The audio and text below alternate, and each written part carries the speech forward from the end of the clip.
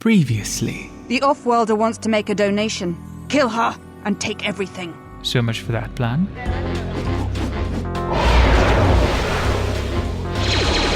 There is a disruption in the Force.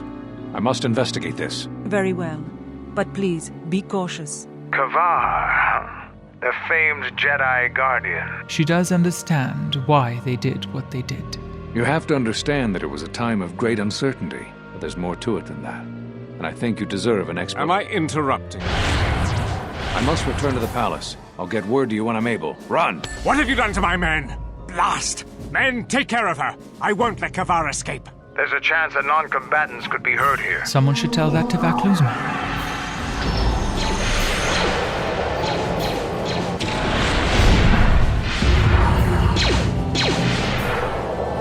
She has publicly become an enemy of Vaklu and the military.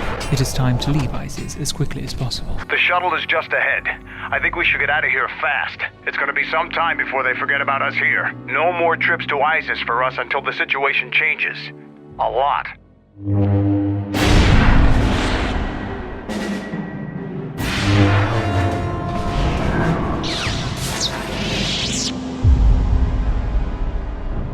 My lightsaber.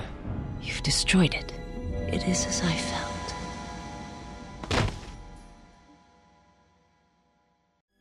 We're back. The shuttle is going to stay docked here until further notice. I don't think you'll be able to return to ISIS anytime soon. General Vaklu has a great deal of power. Even a Jedi couldn't defeat an entire army alone. Surik and her crew shall depart Dxun and continue their quest until Master KOTOR sends a message.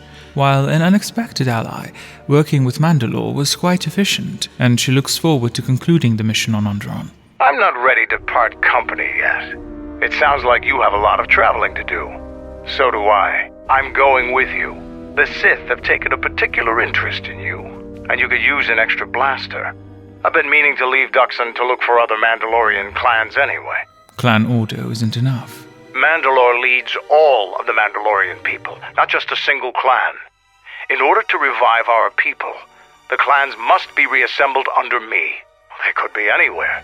You seem a magnet for trouble. Mandalorians are too. I'm going to look for the other clans with or without you.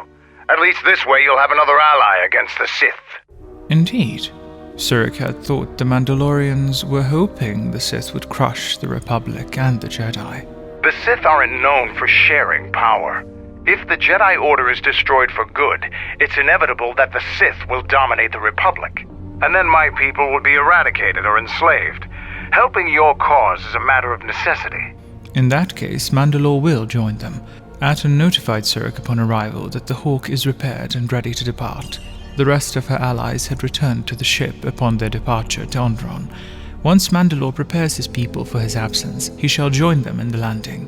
In the meantime, Kreia and Surik slowly make their way back through the jungle. Soon enough, however, amongst the jungle's beasts, they find familiar faces, though perhaps not the friendliest. Unnecessary observation. You are eliminating many of us Jedi. But such actions only delay the inevitable. I think you will find the odds are somewhat in our favor. Annoying recitation. Let us proceed to facilitate communications and bring about the termination of hostilities. Evidently resisting them only causes their numbers to increase. They may eventually come in greater swarms. The odds of their success are increasing as Surik grows more intimidated. Knowing why they were built in such great numbers in the first place may prove to be even more unsettling. Statement. We were built to capture Jedi, as we always have. If they cannot be captured, then they are to be killed. We would search the galaxy for Jedi, hunt them, and bring them to our new master. And for that, our numbers were intended to be increased. Irritated statement. I do not understand why you felt the need to mention that. Surik fears her focus will falter if she were intimidated further. Secondary recitation. Our secondary directive is the destabilization of the government body designated as the Republic. Yes, that explains the HK unit on the Harbinger, a Republic vessel. It was likely engaged in a mission of its own. Then it ran into her. Remembering Paragas, she is still astounded at how adaptive the droid was. Answer. Yes, as necessary. We are capable of independent action, in addition to our considerable combat abilities. We believe our master wished to use us to cripple fleets during large engagements. Many of us are there still. Irritated dismissal. All of you, switch off your vocabulators. Order. Destroy them. Panicked statement. Something's wrong. Very wrong. I'm afraid I do not understand what you mean.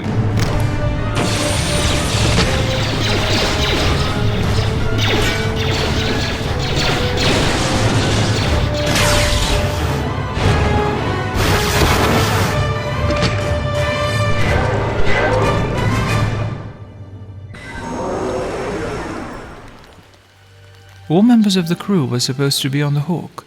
As I indicated, this unit will remain with you and guard you. That is, as long as KOTOR finds her important enough for the stabilization of the Republic. The position is still needed, but if you are expecting recommendation, you are going to be sadly disappointed. Indeed, Onderon has not yet been made stable. Even if they didn't achieve much, the groundwork for Onderon is set. They must be patient and continue on their journey to the next destination. Dantooine is a vital resupply point for the Republic. If its stability is compromised, then the Republic will lose control over many outlying worlds, and they will become a haven for raiders and smugglers. In that case, Dantooine should be the next destination in line. With any luck, they will resolve its challenges without the HK-50 units finding them there. It is impressive that KOTOR's droid could access their systems. This unit comes with a droid scrambler that you may use against mechanized opponents to randomize their defensive and offensive protocols. Still, the speed of access makes one wonder if he is familiar with their programming. The assassin droids. I have encountered some, purchased the service of others. Then he may know more about why they're hunting her. Why, I asked them to. To be honest, I believe that was always their intention, but it seems their directive was dormant for some time. So they would have come after her, even without KOTOR's interference. Perhaps KOTOR knows who built them to hunt Jedi, and where they are coming from. If you mean produced, no, I do not. I do know that there are a surprising number scattered throughout the Republic fleet searching for you. What they will do now that you are found is easy to predict. They will continue their hunt for her. Of course they are. They're droids with very specific protocols that, unless changed, will dictate their movements. Unless you shut them down at the source, they will be stalking you until you are captured or terminated. But there is also the secondary goal of destabilizing the Republic. They're spread across its fleet. They are masquerading as protocol droids. I have discovered that when they are used in negotiations, they have a predictable pattern of sabotaging whatever peace treaties they are involved with. How did the Republic not discover this? Because the Republic has no reason to investigate otherwise, and any discovery of their true purpose has been concealed by well-timed accidents. And why has KOTOR not tried to stop them if they threaten Republic negotiations? Because their behavior is predictable, of course. By monitoring their presence, I know which worlds will suffer civil wars, planetary conflicts, and Republic bombardment. He also, no doubt, keeps them away from his base of operations. It would be wise to know where it is to ensure their travels don't attract unwanted HK units to KOTOR's physical location. Now, that would be telling. For now, my presence must remain a secret, and it may remain that way forever. Fair enough. As it turns out, KOTOR's droid is actually proving to be useful. She feels more optimistic at having it around to help in handling unexpected droid threats, at least for the time being. Speaking of threats, another potential one seems to have awoken. Talking to the crew, Surik learns that the assassin is meditating in the starboard dormitory. No crew members appear injured or distraught, and the fact the handmaiden is not guarding her implies the absence of a threat. Business on Dxun did take longer than intended after all. The crew is probably used to her presence by now. From what the crew tells her, the assassin has not shared much since her recovery, but of the few things she has is her name, Visas Marr. My life for yours. Their posture and tone appear well. Still, Surik feels she must ask about her well-being. I am able to serve. If we enter battle, I will fight and die alongside you. That is yet to be decided, but that was not her question. Surik asked if she was well. I have not heard that question in some time. My flesh is healed, if that's the answer you seek. It is part of it. When they examined her, they found traces of older injuries. Significant ones. What was their cause, Surik wonders? The scars are many and the causes equally so. It is of no importance. She did not mean to add to them. I know. And I fear that others will see the mercy in your actions, and in my survival, and use it as a weapon to do you greater harm. The first question is an obvious one. Who is Visas Marr? I am an emissary, a scout. My master was aware of a disturbance in the Force, but was unaware of its nature, of you. The disturbance is not something one feels from a living thing. There is little my master does not know, and that you eluded his sight for so long is significant. But I do not know why. She needs to find her master then, before he finds her. You cannot. His vessel roams the borders of known space, and even I do not know where he travels, until he calls for me. Even if I could lead you to my master, I cannot permit you to find him until you are ready. Ready? If I bring you before my master untested, without your potential realized, then you will be lost to me, and I cannot allow that to happen. It would be as if one brought fire to a paradise valley, shattered a cavern of rare crystal, or blinded a painter. I cannot, I will not. I would die first, and gladly, to preserve you. You will meet my master. It is inevitable. I have seen it. And when you stand before him and realize what you face, you must be prepared. Until then, I must protect you, help you, until you are ready. Why is Surik so important to her? She talked of mercy as a weakness. Surely in helping her, Visas will weaken herself. There's a greatness in you. A greatness that does not stem from the Force. It stems from who you are. And if my master does not understand you, cannot see you, then perhaps there is hope for us all. For them all. The way she speaks of him, he must be a powerful man. What's to stop him from tracing Surik the way she had? There is much I see my master cannot. I fear it is because of my nature, the nature of my race. My people spend their lives seeing the galaxy, the energy streaming off stars, the growth of life, all things touched by the Force. The Miraluka of KOTOR.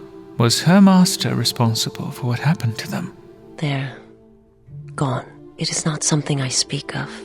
The homeworld is no longer, and that is all. But their gift allowed her to find Surik. Her curiosity ignites and so many questions emerge about this unique race, so much so that Surik is momentarily in awe that one such being stands before her. Still, despite her curiosity, she focuses on the matter at hand and how Visas found her. I felt you, heard you through the Force. It was like a sound at the edge of hearing, and when I heard it, I found I could not ignore it. Then Surik and her allies, Visas included, are hidden from his eyes.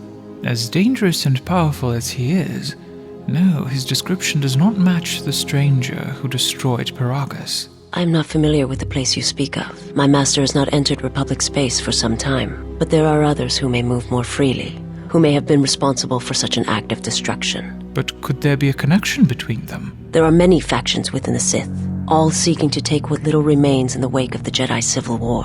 Where one moves, it is not always known to the others, but their purpose is the same, the death of all Jedi, everywhere. They believe you are the last of the Jedi, and their hatred of the Jedi unites them. All their eyes are upon you, and it is a terrible, quiet darkness that pursues you.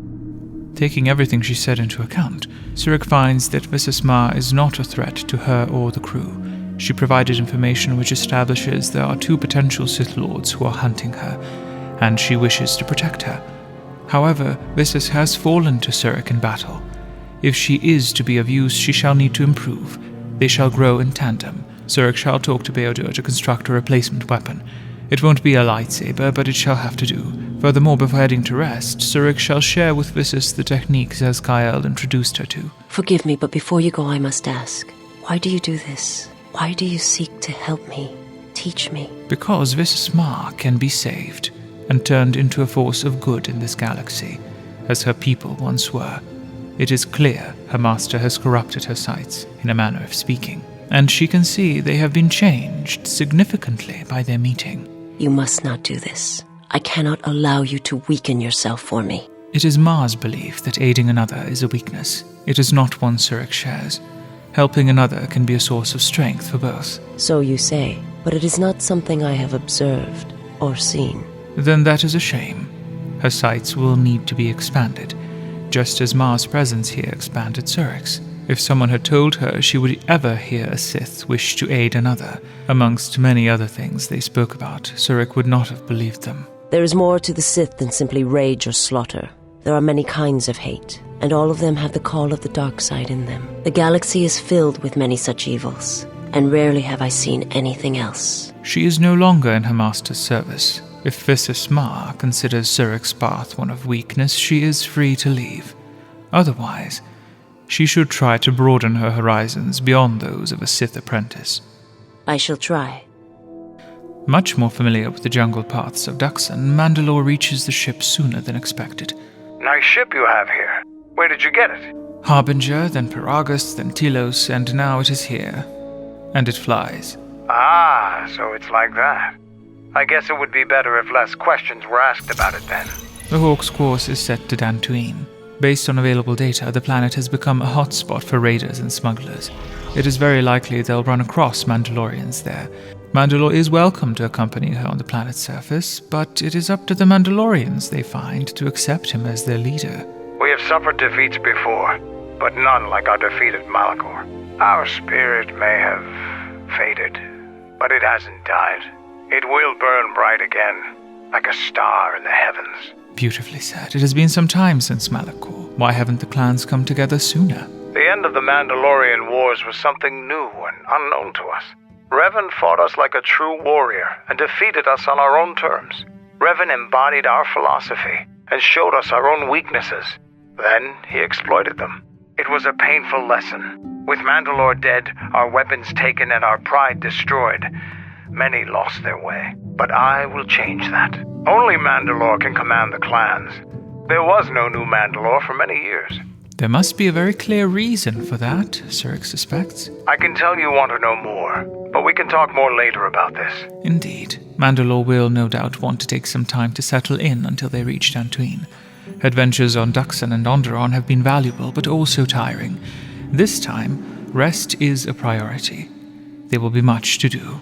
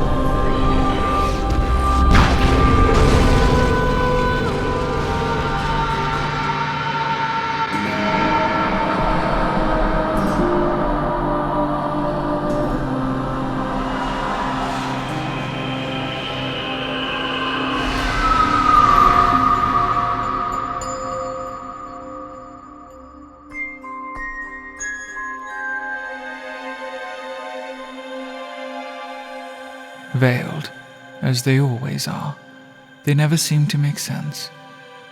Perhaps someday they will. This was not the first time she dreamt of Malachor, or of them. The dreams fade, as they always do, leaving only a night of unrest in their wake. Still a few hours left until Dantooine, another big part of the past, a portion of her life spent on the planet. It was her home for a time. The heart cannot help but shiver at the thought of seeing the ruins with her own eyes. The Jedi Order is no more, its traditions now hidden from the sight of the galaxy. When she met Master Kavar on Izes, he thought she resented the Jedi.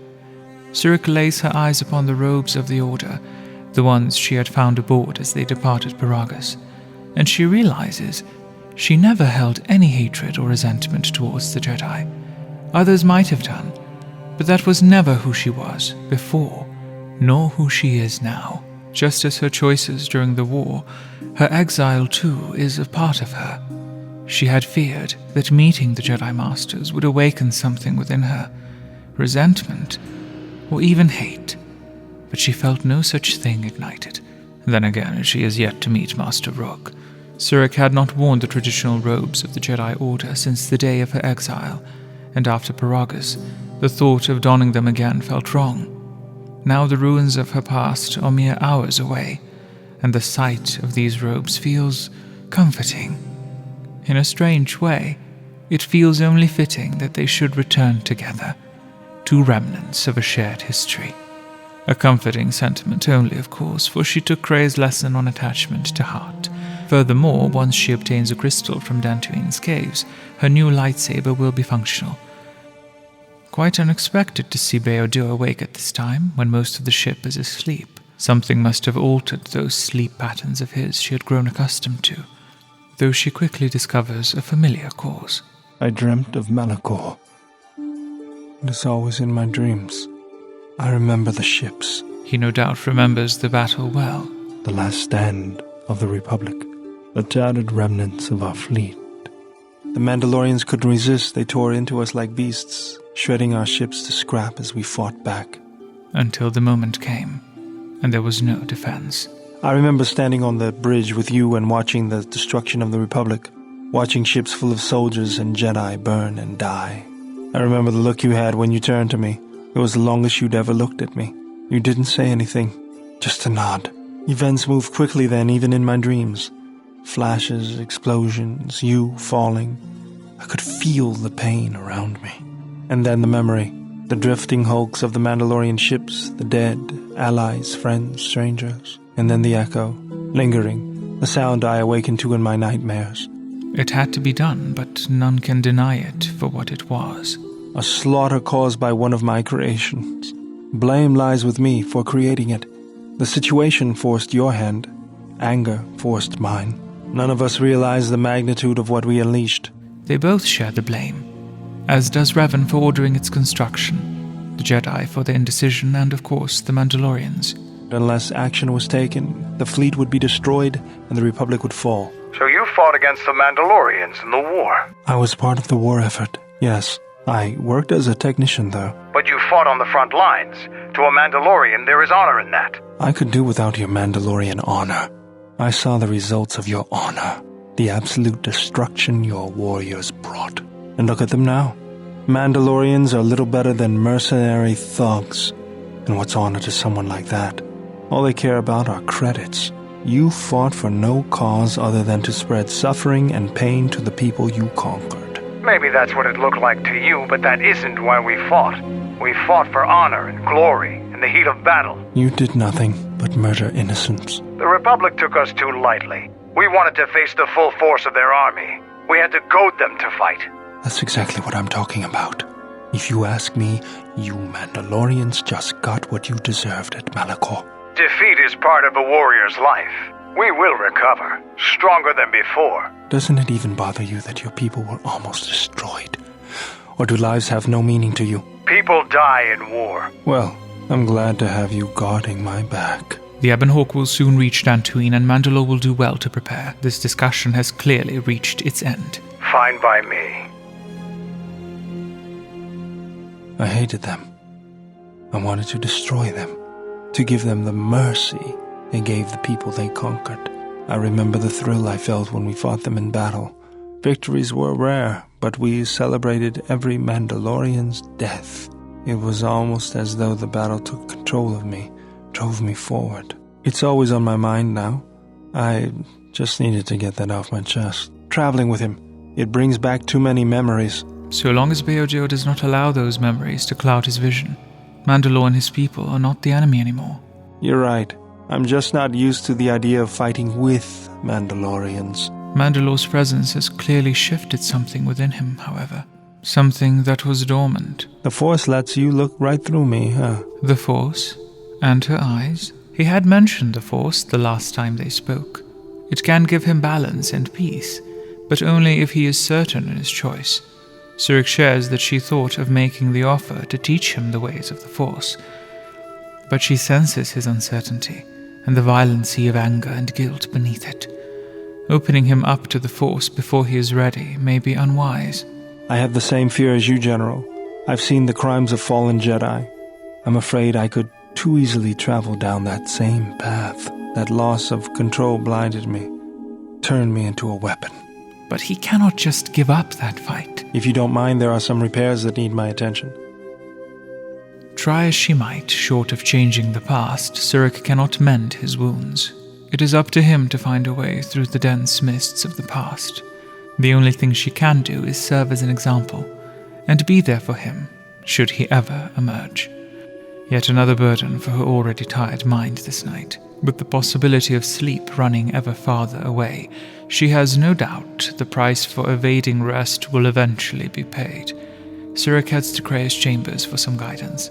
While on the Hawk, she is often found in deep meditation, and tonight is not an exception, prompting a wonder about whether sleep ever graces Kreia's daily agenda. Surik's mind is riddled with many questions about the past, the future. Unwilling to invest the mental labor in answering them, her mind asks something much simpler, a question that has quietly lingered in her mind since their first encounter. She is only unsure how to phrase it without offense. Perhaps she should leave it be. There is nothing wrong with my sight, if that is your question. I see all that I need, though the seeing of things flesh and blood has failed me some time ago. They were distractions only. But something did injure her sight. There is nothing wrong with my eyes. They simply have atrophied from use. They are adequate to distinguish shapes, silhouettes. If need be, I could heal them, restore my sight. But sight can prove a distraction. When one relies on sight to perceive the world, it is like trying to stare at the galaxy through a crack in the door. But that is a lesson for another time. You must learn to see crude matter for what it is, before the veil is lifted. Kreia then relies on the Force to perceive the world around her, quite accurately and precisely, if the past is any indication. Would it be safe to presume that the Miraluka perceive the world in a similar fashion? They perceive the galaxy through the Force, and it is how she found you. It is a rare gift squandered on her people. This one you have saved has other masters. Though blind, she has ties to darkness. The Sith carry the battle to you, and you spare them. And as we travel, the empty places of this ship are filled. I hope your thoughts in this matter are clear. If you take her on as a servant, know that the Sith meet their end at the hands of their apprentices. It is not something I would wish to happen to you. Her presence here is a threat to us, to you.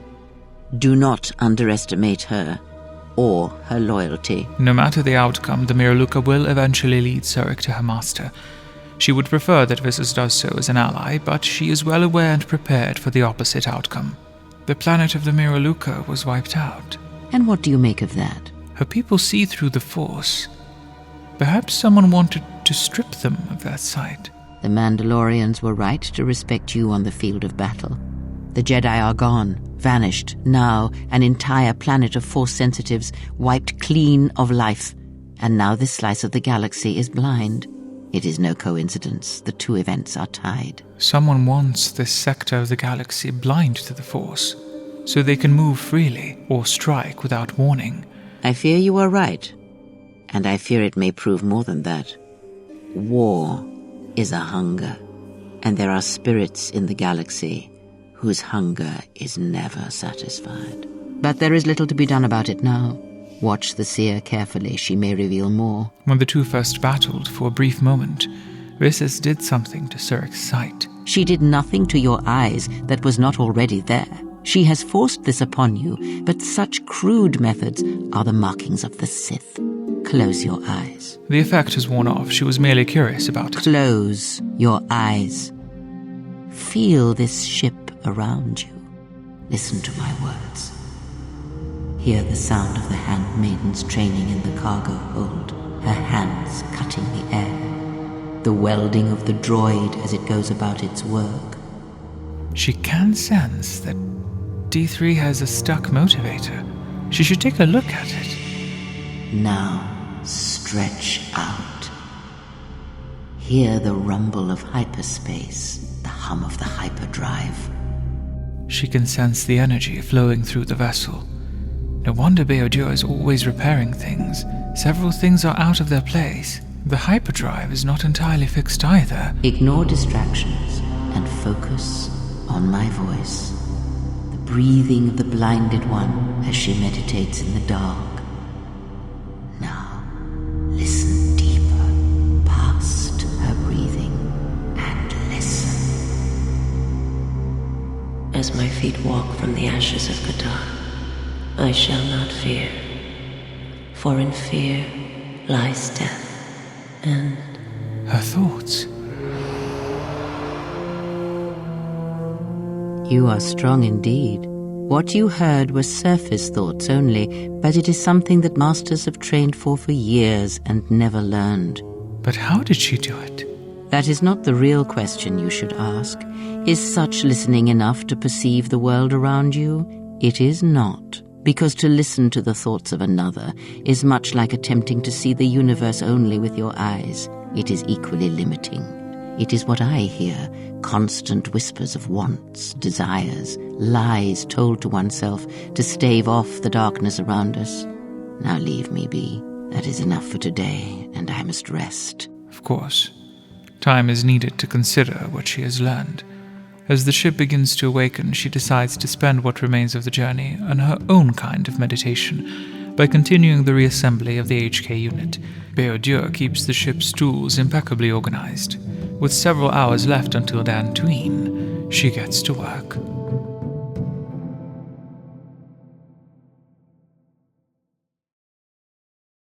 Diagnostic. HK-47 activated. Running checks through primary systems. Assessment.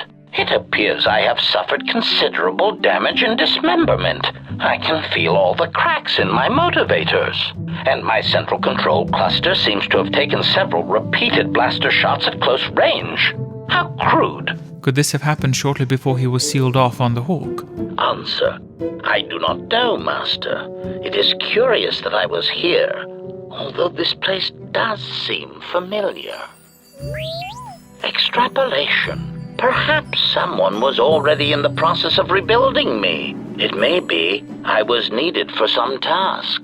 The HK unit seems to be lost in thought, for lack of a better term. Surik hopes he will be okay. Answer. If by okay you mean the loss of almost all my existing assassination protocols, then no, I am not okay. Furthermore, I seem to have no discretionary control over my vocabulator, causing me to reveal my true function as an assassin droid of unrivaled sophistication. The assassination protocols truly are no surprise, given the fact she was attacked by droids nearly identical to this HK unit. Answer. Oh, that is impossible, Master. If I were out to kill you, we would not be speaking. And regardless, I am a unique model. Why, to think that there would be other versions of me would be unacceptable.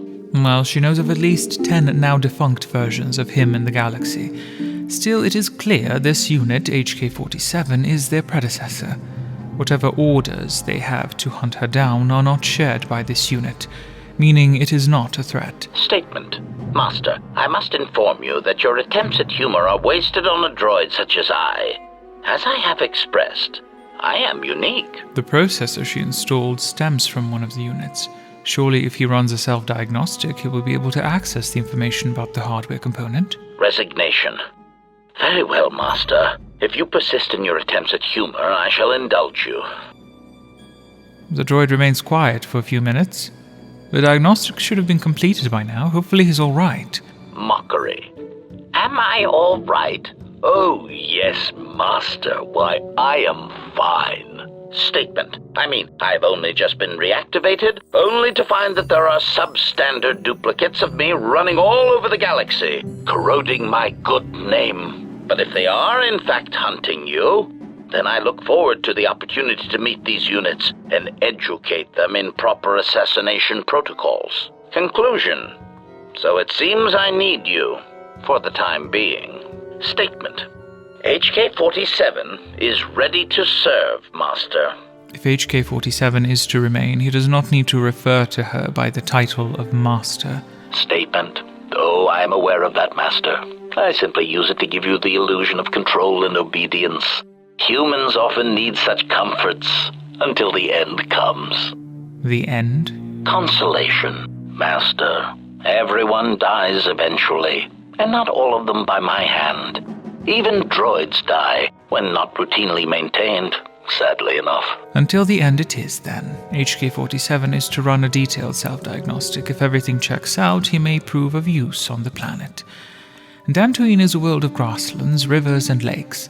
Far removed from most galactic traffic, it is a world largely engaged in agriculture, inhabited by small communities without any industrial establishments. After Darth Malak and his attack on the planet during the Jedi Civil War, the settler community was left without support, as a crippled Republic was unable and unwilling to offer aid to a planet so distant from the core. Forgotten by everyone, the settlers established a new government to regulate themselves, and named it Khoonda. Studying available information about this small government, Surik immediately identifies the challenges Khoonda likely faces, but she decides to learn of them firsthand before jumping to any conclusions.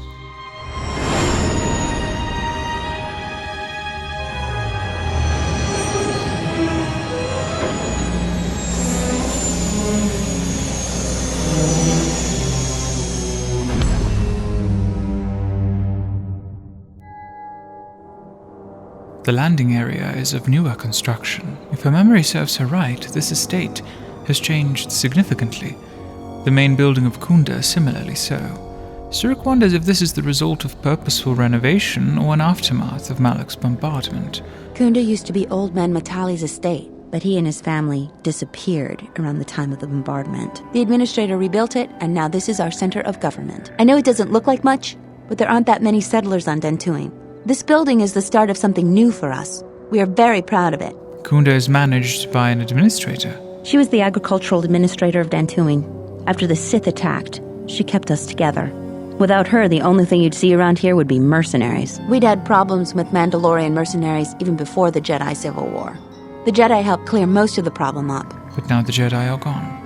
The mercenaries, as she had suspected, have become a more serious issue. The farmers give them goods, money, or food just to stay on their good side. You're one of the salvagers, right? You must be here to join in the plunder of the old Jedi Enclave. You have to see Administrator Adari first. She is not a salvager. She is merely revisiting Dantooine in search of some answers. This is your first time back. A lot has changed. You may want to go into Khoonda and ask around about your family. There was a lot of movement when the Sith invaded.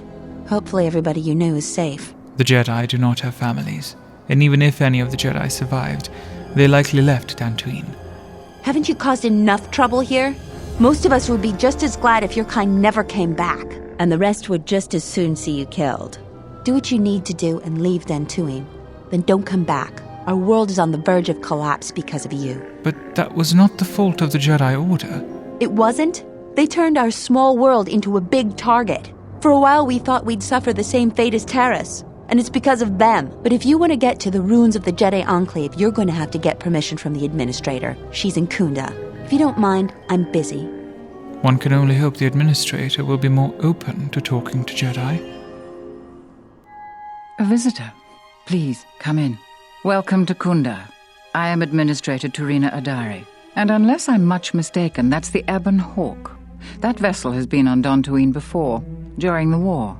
That was a Jedi vessel. Then the Administrator knows whom it belonged to, and upon hearing the answer, Surik is surprised that the Jedi in question is Revan. The previous owner of that ship was a very influential Jedi, and Jedi are not as admired here as they once were. That has been made clear shortly upon arrival. This world clearly did all it could to bury the memory of her kind, made evident by the fact that even their traditional robes have not been recognized. This may yet serve as a benefit, however. Surik hopes the administrator will keep quiet about her identity. That is an unfortunate truth, and a wise request, which of course I will honor. Most settlers here hold bitter memories of the Sith occupation. I don't think everyone hates Jedi. If just a few people changed their minds or spoke up, it could make a great deal of difference. I think that we need the help of the Jedi. If the Jedi's reputation isn't redeemed, the consequences could be quite regrettable. Until then, I would keep your identity secret. Surik heard some of the troubles Khoonda faces, economically and with the mercenaries. She wishes to help. Dantooine is one of the younger worlds of the Republic. A couple of generations ago, this world was still untamed. We made great progress, in no small part due to the Jedi. But recently, we have been losing ground. During the war, the most prominent settler families either fled or were executed by the Sith. Losing their resources and the Jedi was too great a loss. But now we are organizing and starting to truly work together. Once we achieve that, I am confident that Dantooine can be safe and prosperous again. She does not sound very convinced by her own words, however. No, I suppose I'm not. We need the Republic and always have. We aren't self-sufficient yet and we need aid.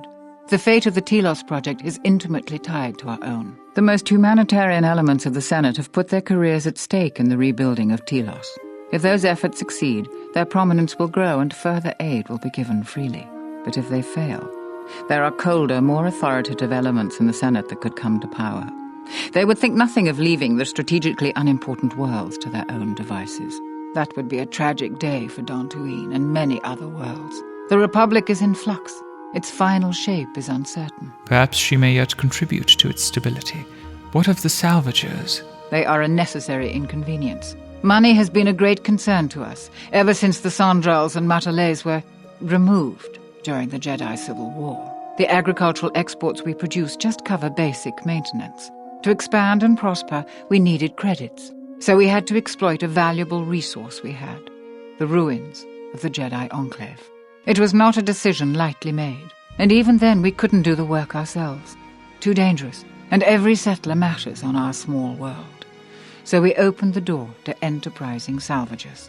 The salvagers you see now are the last remnants of that force. The tithe we took from their claims sustains what semblance of government you see now. But the enclaves hold only so many treasures. What happens once the ruins are emptied? We plan on using those credits to improve production and protect our world. We have enough to sustain ourselves until more prosperous times. We tolerate their presence because we must, and they generally follow our laws. But their time is almost over. The Jedi Enclave's sublevel is the only place left with reasonable salvage, and it has too many dangers for them. The salvagers aren't warriors. Generally, they are out-of-work miners or cast-offs from other worlds. Perhaps an underutilized resource on the planet. She shall remember that. Lastly, the third group, the most problematic one. Mercenaries have been a problem for Dantooine since the end of the Mandalorian Wars. When the Jedi Enclave was here, they were firmly kept in check. But now, relations are uneasy between us. Their leader, Azkul, was a Sith trooper during the war, and I have no doubt he was very good at his job. Until they find work, tensions will grow. Amongst these groups, it's a shame there's no mention of Jedi on Dantooine. Then again, they would not exactly fit in amongst the locals. Right or wrong, our settlers blame the Jedi and their hidden enclave for their suffering. I remember the old Jedi Masters and the considerable help they lent to Dantooine. I still maintain discreet connections with Jedi. I suppose your arrival here is no coincidence. She is in search of Jedi. This is good news. It seems many events have shaped themselves around this meeting, and Surik suspects the Administrator may help her find the Jedi Master she's looking for. Indeed, true coincidence seems very rare in the affairs of Jedi. My friend, let's just call him Fruk. We've known each other for many years, and our continued friendship could create many problems in the current political climate. He came to Dantooine not too long ago. He was helping investigate Azkul and his mercenaries, but he had his own errand to run in the Enclave, Jedi business of some sort. He went into the sublevel, which isn't without its dangers, and he hasn't returned. I'm starting to fear the worst. Would you be willing to go to the ruins of the Enclave to look for him? If there may be any clue to finding him, she must pursue it. Surik accepts this task. I will have one of the militia transmit permissions to the Enclave security door. Go expecting danger, for you will most certainly find it there. Surik meets with the crew to organize a plan. Most of them will stay near Khoonda and see what they can discover from the settlers. Perhaps find clues about Jedi or discover other ways to help. Most of them will appear approachable to locals as they don't appear threatening. Meanwhile, those that do will accompany her. Mandalore wants to look for his people, and the Enclave sublevel will be an adequate test of HK-47's capabilities. The day promises to be a tiring one, physically and emotionally.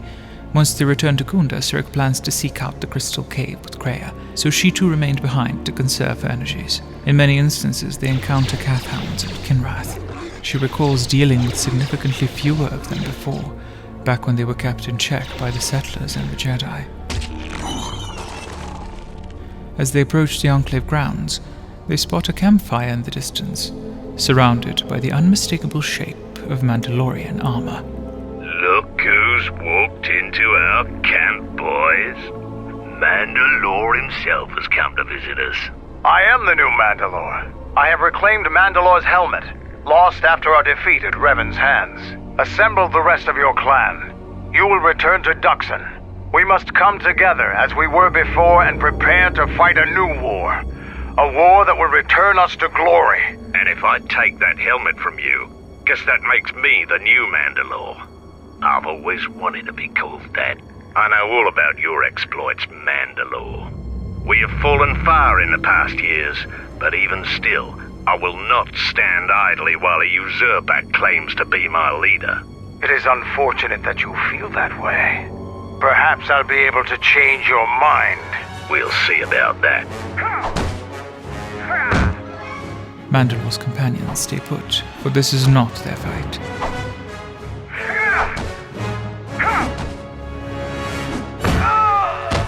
Any other takers?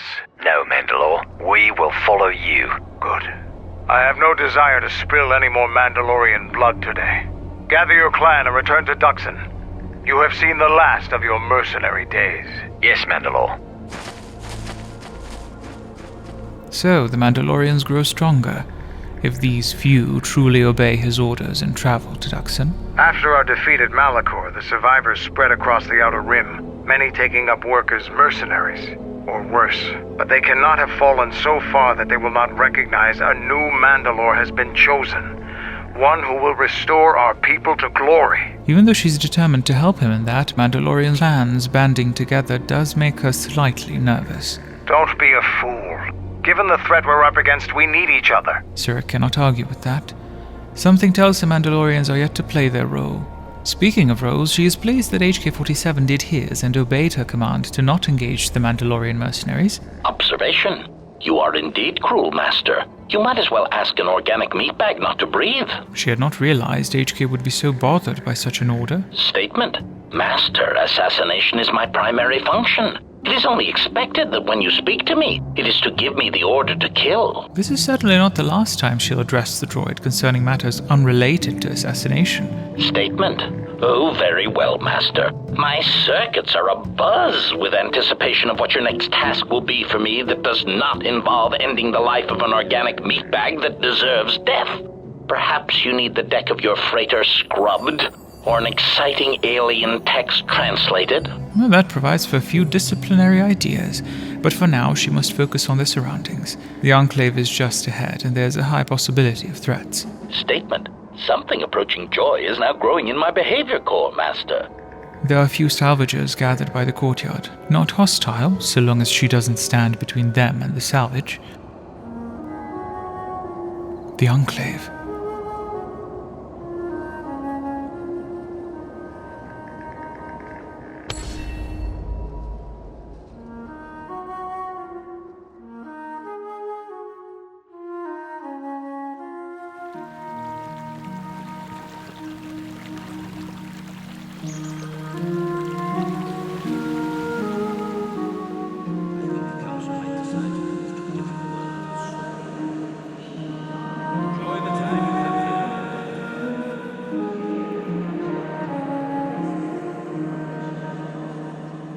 Nature and time have reclaimed this place since the war, transformed it from a sanctuary into a haunting remnant of the past.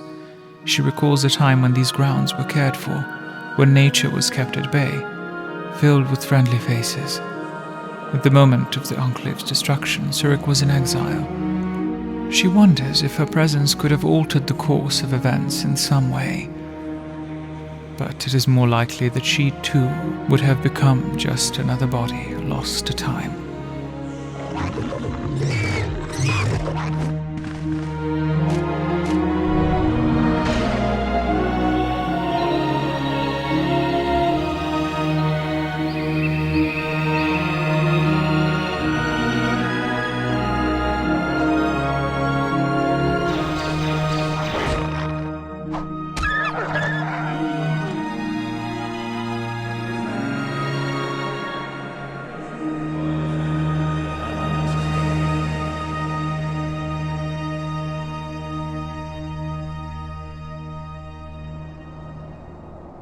The entrance to the Enclave is sealed. It does not appear to have been opened in years. It is unlikely Master Vrook or anyone else has entered the Enclave. It is also unlikely Khoonda sent any salvages there. The Enclave was never a place for artifacts anyway. She was given the access codes only to the Enclave sublevel, like other salvages are.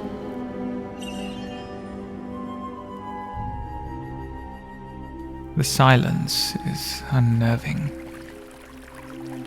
Surik pushes away any re-emerging memories and focuses on the task at hand. The rooms of the sublevel have been entirely salvaged, which does not come as a surprise. Even the bodies were picked clean, but they did not decay naturally.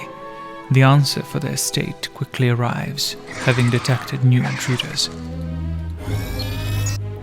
Predatory insects native to Dantooine, Lagrex, live underground in the hilly regions of this world. With the state of the Enclave and the bombardment undoubtedly creating several entrance points, it is no surprise to discover they infested the sublevel. Non-sentient beings, Lagrex are responsive to intruders, very aggressive, attacking in groups. The three cut a path forward. If her memory serves her right, the Jedi Archives should be on the opposite end of the sublevel. It may hold some answers.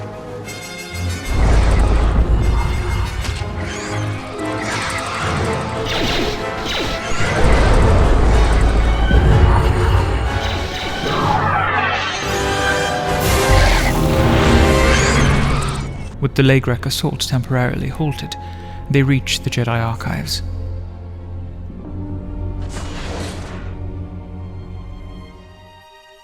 An unexpected sight, very polite, though the act does feel familiar, as does the face of this stranger. All faces tend to blur together after a time. It is not an uncommon thing. I am an historian and scientist working for the Republic, and a self-styled disciple of knowledge. Self-styled disciple, interesting.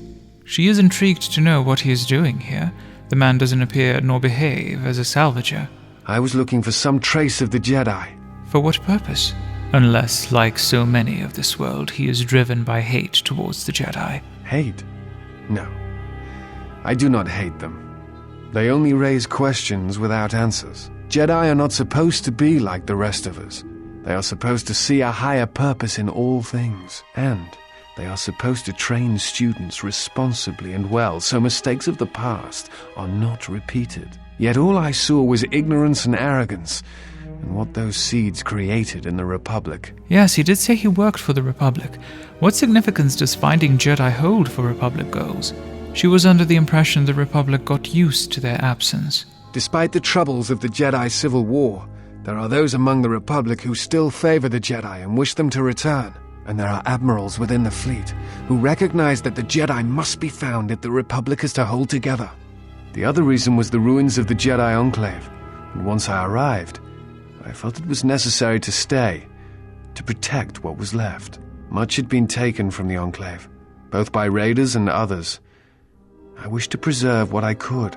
Others? Many artifacts were taken from the Enclave, but these thefts, they had to have been done by someone who knew the Enclave well. Someone has been taking holocrons from sites across the galaxy.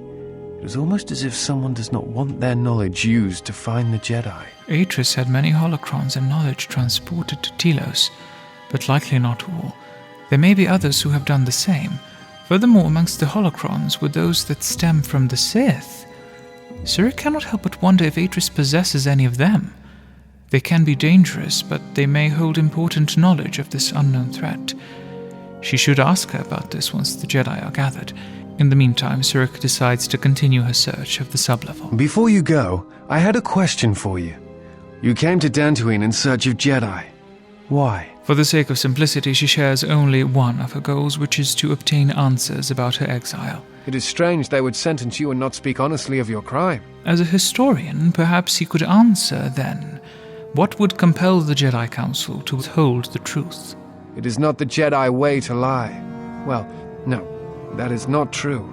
There are times when truth is concealed if they think a greater good can be achieved. But when such things are done, it is always done with the intention that the person they withheld truth from cannot be trusted with that knowledge, that it will bring harm upon themselves and others. So they were protecting her by not telling her the reason for her exile? Perhaps there was some greater danger in you knowing the reason than in the reason itself. Strange. Mysterious are the ways of the Jedi. Sometimes they see things the rest of us do not. Other times, such sight brings arrogance and a fall. Mysterious indeed. But now they are gone. So many traditions and principles of the Jedi were taught here, beliefs that felt like undeniable truths of the universe, the wisdom of the Jedi revered and cherished. Yet in the end, their wisdom revealed itself to be mere belief, for it could not save them. All that defines a Jedi was reduced to flesh, as these robes are now reduced to nothing more than cloth. The last of their kind, reduced to a target for the Sith. If the Sith are rising in the galaxy again, then it is strange the Jedi would not be there to meet them, and that we have not seen more evidence of the Sith. That does not mean they are not hunting her. No, I believe you. I merely find such subtleties among the Sith to be strange. They have been known to practice deception, but in the histories, such subtleties have been rare. Perhaps, given his knowledge, Mikhail the historian may be of use. At the very least, Surik decides to accompany him back to Khoonda to ensure his safety. The 3 dead mercenaries in these archives have been eliminated not too recently, certainly before Mikhail's arrival, indicated by lightsaber marks. Amongst their bodies, she finds a datapad containing orders from Ascul, the leader of the mercenaries on Dantooine. Rook has wandered into the Enclave alone, the orders say. You will take a full squad and capture the Jedi alive. Bring him to Anuk in the Kinrath Caves to await transport to Nar Shaddaa. He will fetch a fine bounty. I can't say that I anticipated that. He was investigating the mercenaries for us. We've been increasingly concerned about them. Their behavior has always been antagonistic, but recently they've been behaving differently. Surik can sense the administrator's hesitation. Master Rook is her ally, but in the eyes of her people, he is just another Jedi. And as far as local views are concerned, he might as well be a Sith all the same. To most people in the galaxy, the distinction between Sith and Jedi is a blurry one, especially since most Sith were once Jedi. Khoonda's people will not be happy to risk the lives of any of the few soldiers they have for Jedi safety. Surik decides it would be best if she handles the situation herself. The Enclave exploration, the Lagrex and Dantooine's beasts demanded much of her energy. Still, she feels well enough to travel to the Crystal Caves. As planned, Kreia accompanies her alongside Visas Marr. For both of the Force sensitives, the dark passages of the caves will not present a problem. As they set foot into the caves, they can hear voices in the distance. Following their trail, they quickly find a turning, leading to a large area. Halt, settler. This is a restricted area. How the hell did you get through the Kinrath? You should leave. Kinrath? The caves were infested with them the last time she was here, and that was when their population was kept in check. Surik fears how safe it will be to proceed deeper into the caves. I'm gonna say this nice and simple for your little calf-herding head. Unless you want to wind up dead, leave now. Sad times, she notes, to see mercenaries branching out into kidnapping. This isn't kidnapping, this is bounty hunting. This Jedi is worth a lot of credits on Nar Shaddaa, and we're collecting. If credits are their main motivation, perhaps they could work something out. I follow my orders, and nothing you can offer will change that. Probably for the best. Her pockets aren't exactly overflowing. Still, Surik must insist they free the Jedi from his cage. What? That's a Jedi trick! We trained against that during the war. It's a Jedi, man! Kill her before she tries something else!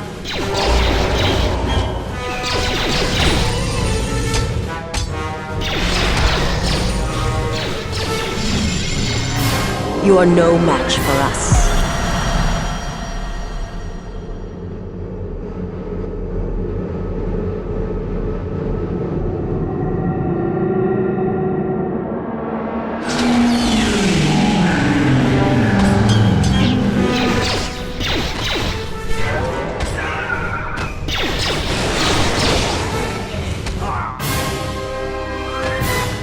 Much energy was spent in the persuasion attempt.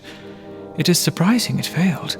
Such suggestions are only effective on the weak-willed. Always rushing into action without thinking of the consequences. You're expecting thanks? Of course not. As it always has been. It is a pleasure to see he still has his cheery disposition. Is this a joke to you? People's lives are at stake. Khoonda is in danger, and you've ruined the best chance of averting a full-scale conflict. Do you honestly believe 6 mercenaries could keep a Jedi Master hostage? You still have no faith in the Jedi Council. When an opponent believes that you are defeated, they no longer consider you a threat, and they relax their guard, become bold. After I was captured, they talked freely of their plans, enough for me to learn their intentions. But of course, waiting patiently, a technique favored by Jedi Council members. Sadly, it was never one she managed to get a hold on. Revan acted. You acted. There's no way of knowing what would have happened had you trusted in the Council, much like what you have done today. Indeed, there is no way of knowing, so there's no need to discuss the past. Back in the present, despite his view of Surik, surely Rook does not believe she would purposefully do anything to hurt Khoonda or its people. She merely wished to find and free him, as the administrator of Khoonda requested. You were always difficult to read, as a Padawan, and again at your trial, and perhaps more so now that we are here on Dantooine. If you wish to prove yourself, then do so. Khoonda's in danger and they need our help. The mercenaries have allied themselves with the Exchange and are planning to attack Khoonda. They've been holding off for the right moment, and now since they lost their captive Jedi, they'll attack immediately. I'm going to try to reach Administrator Adari. Time is of the essence. Echoes. I feel echoes of the Force here. The crystals of this cave. Surik suspects the exploration will not take much time, but the situation demands action. She gives her instructions to Visas Marr to relay to the rest of the crew. They shall try to bolster Khoonda's defenses and prepare in any way they can. The mercenaries will surely not strike by the time Surik returns. Meanwhile, she and Kreia proceed deeper into the caves. The Kinrath are quick to emerge, many in number.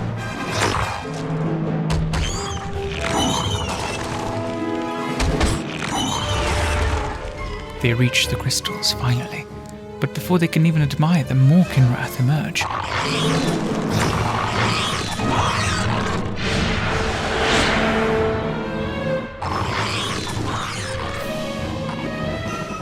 Surik draws on the Force, adopting the form to give her powers greater potency.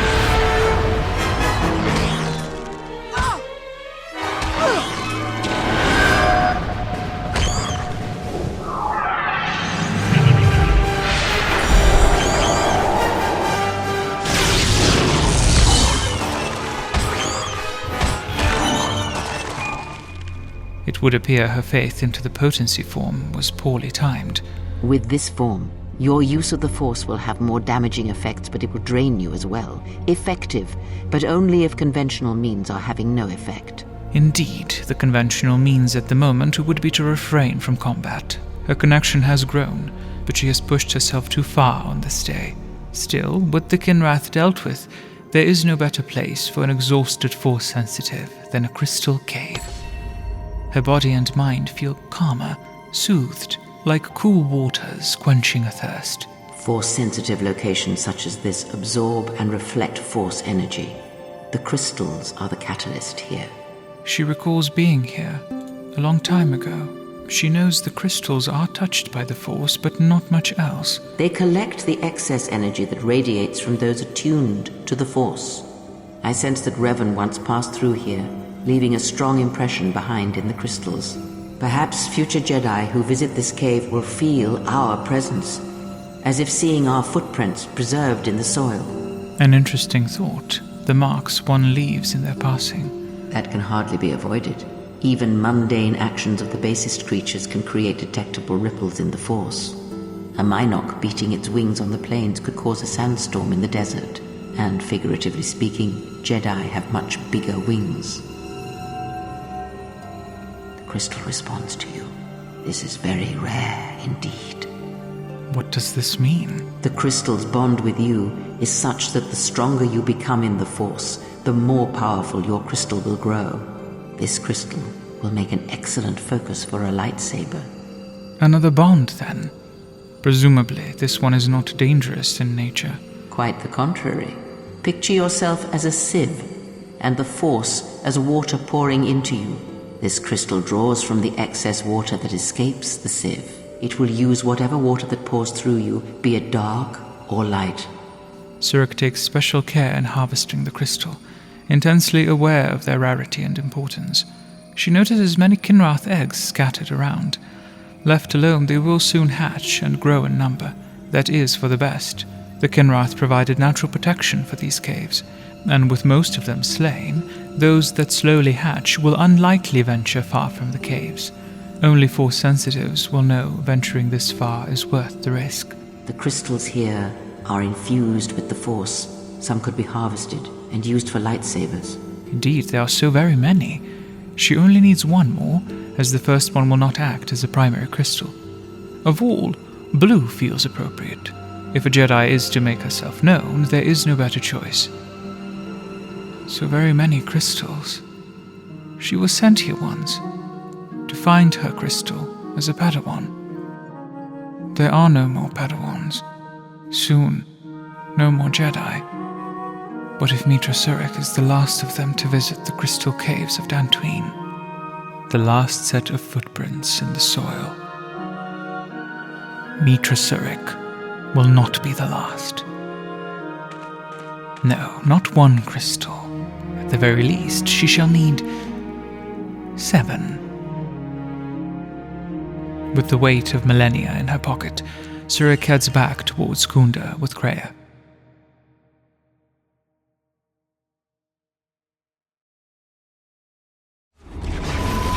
Greetings, historian. The next fragment of Meetra Surik, the complete story, will become available on the following date. You may, however, access this fragment earlier within the following timeframe through memberships. Note that the complete story is still under construction.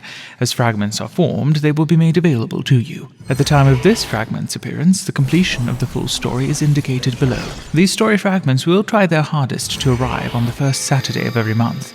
And as streams also typically take place on Saturdays, join them to share your thoughts and opinions. There may be one taking place shortly after this video, so examine the top of the description for more information. The knowledge has been imparted to you. Upon our journey, the pieces shall fall into place.